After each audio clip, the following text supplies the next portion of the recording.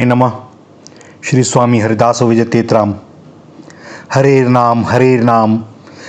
नामेव केवलम कलौ नास्त्यव नास्त्यव नास्त्यव गतिरन्यथा। भगवान वेदव्यास कहते हैं, कलयुग में हरि नाम के अतिरिक्त भव सागर से पार होने का दूसरा कोई साधन नहीं है। ज्ञान साधना के लिए चित्त शुद्धि अनिवार्य है और इस चित्त शुद्धि के साधनों में दूसरे साधन आज किए जा सकें ऐसी हमारी स्थिति रही नहीं। इसलिए कि आज के युग में तो चित्त शुद्धि के लिए भगवान नाम जप ही एकमात्र साधन है। भगवान नाम जप से विशेष लाभ होता है, क्योंकि भगवान नाम में तथा नामी भगवान में अभेद है, कोई अंतर नहीं है। इसलिए नाम स्मरण से नामी के प्रत्यक्ष दर्शन के समान ही लाभ होता है। लौकिक व्यवहार में भी हम देखें, आपका पुत्र, पत्नी, पति, पुत्री, स्वजन स्नेह संबंधी कोई कितना भी दूर क्यों ना हो, किंतु यदि आप उसका नाम लेते हैं या अन्य कोई व्यक्ति नाम लेता है तो उसकी छवि आपके नेत्रों के सम्मुख प्रत्यक्ष हो जाती है। तो भैया, यह तो लौकिक नाम की बात है और यहां तो भगवान नाम की बात हो रही है। अवश्य आप कह सकते हैं कि भगवान को तो देखा नहीं है, किंतु भैया, नाम लेते लेते उसी नाम से भगवान प्रकट हो जाते हैं, यह विश्वास रखें। नाम और नामी के अभेद की बात सब कहते हैं, किंतु यह अभेद है क्या? बहुत थोड़े लोग इसको समझ पाते हैं।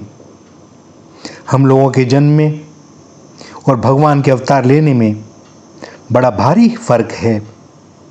भगवान के अवतार में देह और देही का भेद नहीं रहता, अर्थात अवतार शरीर में जो चेतन तत्व देही के रूप में कार्य करता है, उसी चेतन तत्व से दृष्टि पड़ने वाले स्थूल देह का भी निर्माण होता है।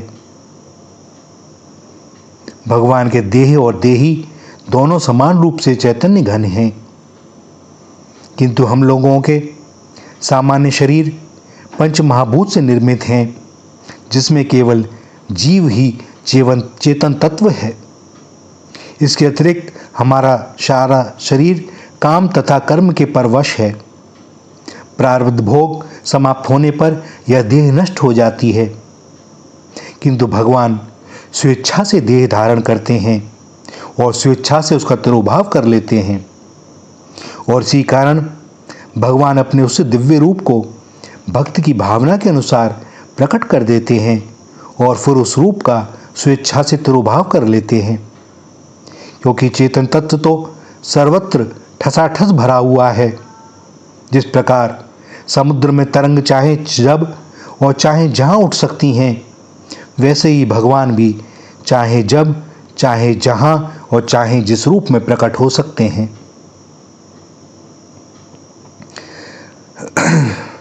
भैया, वस्तु स्थिति यह है कि जब शरीर युवा हो, सशक्त हो, उसी समय जीवन को धर्मपरायण बनाया जा सकता है। युवावस्था चली जाए, वृद्धावस्था आ जाए, रोग घेर लें, तब कुछ किया नहीं जा सकता, क्योंकि वृद्धावस्था में तो अपना शरीर भी भार स्वरूप प्रतीत होता है। उस समय परमार्थ का साधन भला कैसे हो सकता है? किंतु युवावस्था में हम लोगों की धारणा होती है कि अभी भगवत प्राप्ति का समय आया नहीं, यह तो बुढ़ापे का काम है। अरे भैया, यह तो बाल्यावस्था से युवावस्था तक का ही कार्य है। तब तक अगर अभ्यास कर लिया तो बुढ़ापे में अब कुछ करना नहीं होगा, क्योंकि अभ्यास हो चुका। अब तो जो भजन होगा वह स्वतः होगा। जिस प्रकार हम बचपन में बहुत छोटी अवस्था में माता पिता के द्वारा अपने दैनंदिन नित्य कर्मों को करने लगते हैं, और उन कर्मों को करते समय कभी हमें प्रतीत नहीं होता कि हमने कोई बड़ा भारी काम कर दिया। बस बिस्तर से उठे और हमारी नित्यचर्या आरंभ हो जाती है। इसी प्रकार जितनी छोटी अवस्था में यह लगन लग जाए भगवत प्राप्ति की, भगवान नाम जप की, अब कुछ करना नहीं है, यह तो अभ्यास हो गया, अनवरत चलेगा, श्वास के साथ चलेगा, इसके बिना रह नहीं सकते। संत महात्मा कहते हैं, चाहे भाव से लो या कुभाव से लो, लगन से लो, बिना लगन के लो, लेकिन नाम जप करो। किंतु भाई, इसका अर्थ यह नहीं है कि सदा के लिए बिना लगन के जप करने का नियम बना लिया जाए। यह विधान तो अविवेकी को साधन में लगाने के लिए होता है।